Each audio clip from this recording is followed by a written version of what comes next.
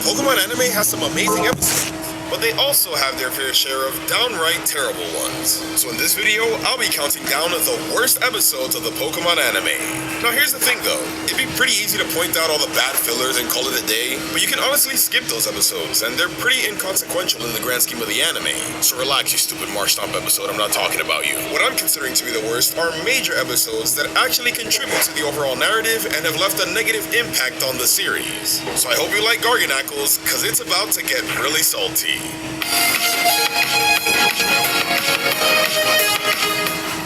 Alright, let's begin with the honorable mentions. Number 25, it's champion time.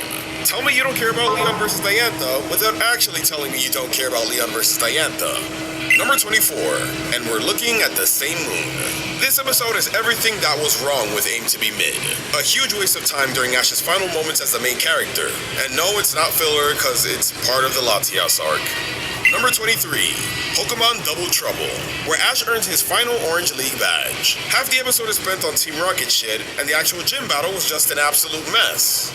Number 22, Infinite Possibilities. After seeing every possible evolution, Chloe still doesn't know what she wants to do with her Eevee. That's it. That's the episode. Thanks for wasting my time. Number 21, Bulbasaur the Ambassador. A sorry excuse to get rid of Bulbasaur. At least Charizard and Squirtle had emotional send-offs. Here, Oak borrows Bulbasaur in the beginning, and then comes back at the end to say, yeah, never mind, I'm keeping him. Number 20, Watts with Watson. The gym battle was a complete joke, and then we have to deal with Watson's depression for the rest of the episode. I did not sign up for that. Number 19, Frozen on Their Tracks. An extremely boring episode, but necessary because it's the introduction of Looker. It sets up so much, yet does so little at the same time. Number 18, Hoenn Alone. Forget the perfect ending of the previous episode. Let's end the original series by wasting your time with Team Rocket shenanigans, let Pikachu get sick, and then let the next series deal with that. Number 17, Revealing the Stuff of Legend. A whole episode dedicated to just waiting for Nebby's evolution. I'm serious, it's waiting the episode. Number 16, Battling the Enemy Within. Here Ash is back to being annoyingly arrogant and gets possessed, and yet this still counts as an official Battle Frontier match. What a waste. Number 15, The Battle According to Lenora. Here Ash is annoyingly childish and comes across extremely weak when he loses to Lenora. Number 14, Dazzling the Nimbasa Gym. Here Ash is annoyingly stupid in his battle against Elisa, and is the perfect showcase of everything wrong with his black and white portrayal. Number 13, A Grand Debut. And here we get one of the stupidest ass pulls in modern day Pokemon cause Ash wanted to beat a ground type with Pikachu. What is this, Kanto? Number 12, The Scuffle of Legends. Hands down the worst conclusion to an evil team arc. They couldn't even get this to look good. And number 11, When a House is Not a Home. A terrible debut for a starter Pokemon. I hated the forced bond that they gave Go and Grookey. It literally came out of nowhere. Number 10, A Unova League Evolution. Now to give credit where credit is due, the battle between Pikachu and Lucario was pretty good. Unfortunately, it still doesn't change the fact that Ash lost to an idiot who brought 5 Pokemon to a 6-on-6 battle. The last episode did a decent job at showing Ash's comeback and even taking the lead, only for it to be completely destroyed once Cameron's Riolu evolved. This was honestly more disrespectful than the Tobias loss. I don't know why the writers thought this was a good idea. Cameron doesn't even win the Unova League, which makes this loss even worse. Number 9, Current Up, Fight the Fights. Can I just say that's a really stupid name? The first half featuring the introductions and opening ceremony to the Masters 8 was actually a pretty cool way to hype things up, but then it fumbles big time by trying to force a battle into it as well. And not just any battle, but Alon's battle. You remember Alon, right? The guy we followed in XY who had his own side specials and even beat Ash Greninja? Yeah, f*** that guy in his development. How about we not focus on Ash reuniting with him and instead make Leon wipe the floor with him to show who's the real top dog? I hate this so much. They could have literally done this with any other person except you, yet they decided to choose someone as important as Alon to truly show how unimportant these characters were to Journeys. This was a horrendous way to start out the Masters tournament. Number 8, A Togepi Mirage. I'ma keep it real, I think Misty had a solid return back in AG. It was great to see her interact with May and Max, she has a badass moment with her Gyarados, and her Togepi finally does something and it even evolves. This was awesome. So why did she release it? Okay, I get why, to protect the Togepi in the Mirage Kingdom or whatever, but like, this shouldn't have happened. It really feels like the only purpose of Misty's return was to get rid of her Togepi, her most iconic Pokemon. Why would they do this? That's like if Dawn came back and released her Piplup. Misty wasn't even a main character at this point anymore, so you can't even say like, oh, I didn't like Togepi, so I'm glad it's gone. Like, who asked for this?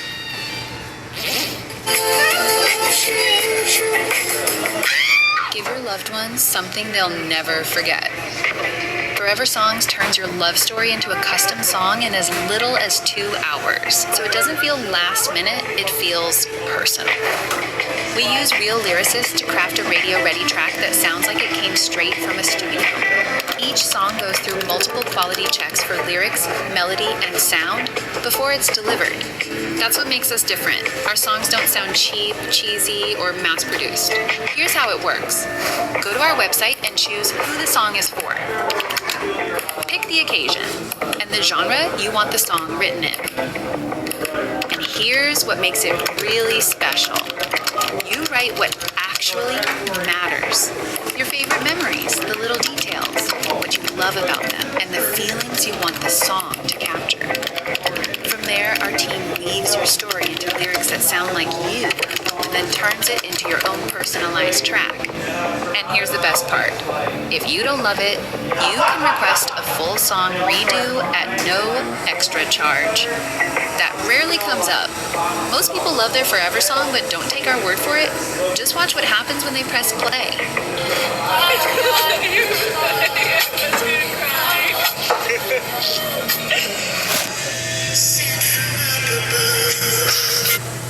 For this. Number 7. Farewell, Unova. Setting sail for new adventures. This is the episode that kicks off the Decolor Islands arc, some of the worst stretch of Pokemon episodes in the entire anime. And leave it to the very first one to be bad as well. Here, Ash and the crew are getting ready to leave Unova via cruise ship, but Team Rocket tricks them into going into this fake ship. This episode isn't fun at all. It's slow, it's boring, it's annoying, and it's forgettable. Kinda like most of the Decolor Islands. I guess this episode isn't all bad since it's letting you know what you're getting yourself into.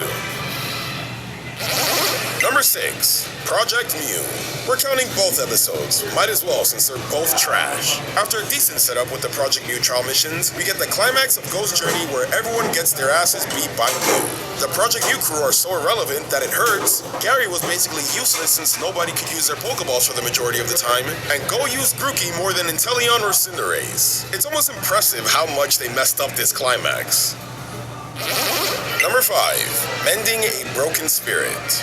Okay, now we're getting into the truly insufferable episodes. I apologize in advance if I start to lose my cool. In this episode, Braixen boldly breaks its brittle stick, which brings us to briskly browse through bunches of branches. Braixen wants none of them, so we visit this tree surgeon to fix it, except he can't, so the moral of the story is that the real Braixen stick are the friends she made along the way. I fucking hate this. I really wish this was filler. It would make things a lot easier. We could just skip it and move on, but it's not. Braixen learns Fire Blast in this episode and gets that ribbon that stays with her for the rest of the series. The only saving grace of this episode is James's kindness. But of course, his nice moments are taken away by Jessie. Just another Team Rocket L if you ask me. And speaking of which... Number 4. Friend and Foe Alike. At this point, we should just consider this a Team Rocket episode because of how much they hog the spotlight. This episode was supposed to focus on the league battle between Ash and Richie, but instead, Team Rocket kidnapped Ash and refused to blast off. All they did was waste time and exhaust Ash's Pokemon so much that he was severely nerfed for the Richie fight. And then of course you have Charizard being Charizard, so Ash gets eliminated. I get that this was their first time doing a Pokemon League arc, but like, my god, why did the anime staff think this was okay? Ash basically lost because of Team Rocket, and then some of you out there wonder why I hate them so much. Number 3. Lost at the League. Now look, it's not even the fact that this episode was essentially filler within a Pokemon League that makes it one of the worst. I totally understand that sometimes you need a little breather between the action. I feel like almost every League arc has at least one chill episode.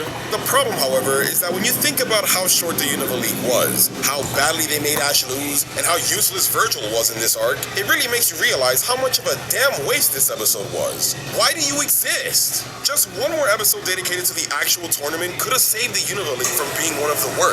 But no, instead, let's just get an episode about this stupid baby-ass Axew getting lost for like the 5th time this series. Number 2. Facing the needs of the many.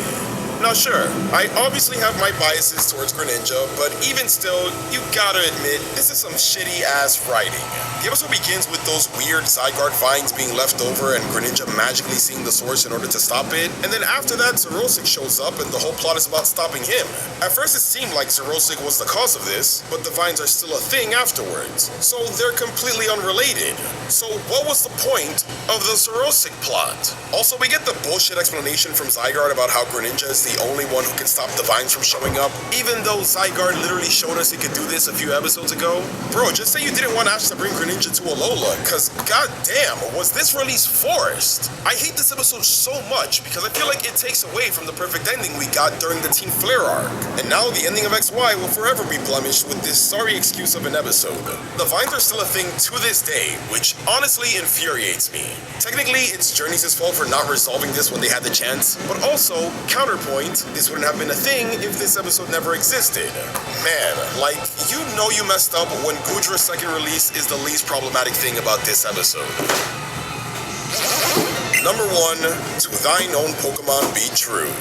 Oh my god, this episode is so bad that I can't even script my thoughts. As of this moment, I'm going completely unscripted. I'm serious. Alright, so after the perfect setup we got in AG about Aipom joining Ash's team and being interested in contest, to it being brought over to Diamond and Pearl and being traded for Don's Buizel, who's focused on battling. It seems like this was the perfect progression for Aipom's arc. And you know what would have been satisfying? To see Ambipom fight by Don's side in the Grand Festival the same way Buizel fought by Ash's side during the Sinnoh League. But for some weird-ass reason, they decided to release Ambipom to play ping pong. Ping pong! Like, the Greninja release is really bad, but at least there's some justification. I've heard some people say, hey, Greninja's whole thing is that he's a hero, and you know, now he's making the ultimate sacrifice, leaving Ash's team to save Kalos. Stupid reason, but it kinda makes sense within his arc in the series. Ambipom's whole arc that was built up a series prior is about doing Pokemon contests, and then it gets released for ping pong. What makes this even worse is that the episode right before this was Ambipom's last contest episode, and it took a fucking L. Like, this is character assassination to the fullest. This is so disrespectful, man. Easily the worst Pokemon episode of all time. Thank you all for watching this video. I'm really upset. I hope you enjoyed. Shout out to the channel members for their extra support, and consider joining as well to see these videos days early. Last but not least, make sure to live your life to the fullest, and have yourself a damn good one. I gotta watch some good episodes now to make myself feel better. This car mount is really cool. One click and it unfolds automatically, locks firmly without shaking. When you put your phone on it, the clamping arm automatically locks. It can also rotate 90 degrees with one click. It supports adjustments up and down, left and right for the perfect angle. It also supports wireless charging, and even tablets can be used with it. Don't hesitate, act now.